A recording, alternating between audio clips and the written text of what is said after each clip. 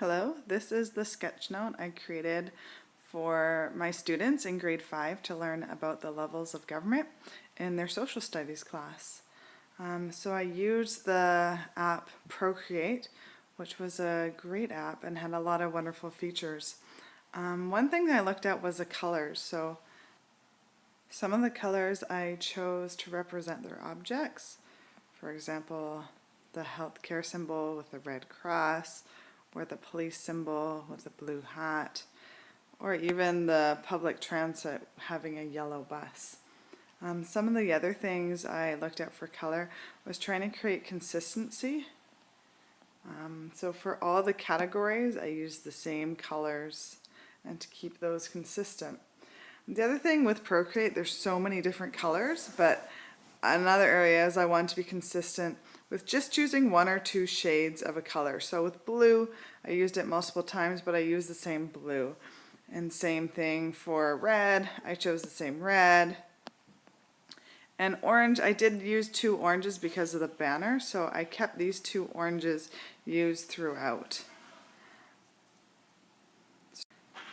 I also tried to be consistent with my font.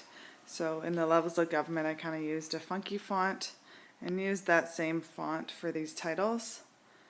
And then for the 3 levels of government, I kept the same font. And then for each of the labels, I just kept a very simple font.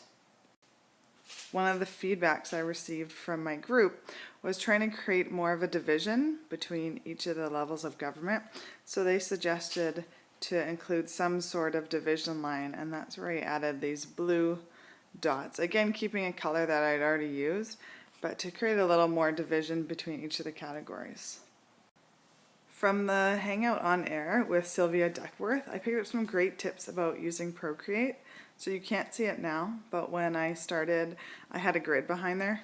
So there's a really nice thin grid, and I zoomed in a lot so I could get a good view of each of the objects and make little changes to it. I mean, that helped a lot with creating this font, even creating this banner, be able to zoom in and keep the writing in a straight line with the grid.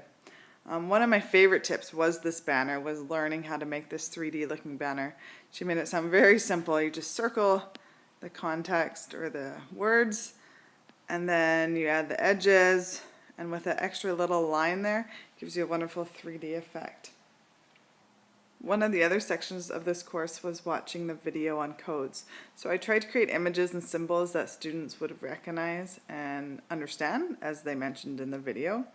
The context is always important, so when they see the image, they might not know what it represents, but then when you give into the purpose, for example, looking at this toilet here, if you saw that all on its own, you might not know it's a toilet, but by putting the word sewage beside it and putting it with municipal, you can understand that sewage is part of control of the municipal government. Same thing, a tree like this could mean a lot of things in different contexts, but adding forestry, and then at the federal level, the students will be able to understand that forestry happens at this level of the government.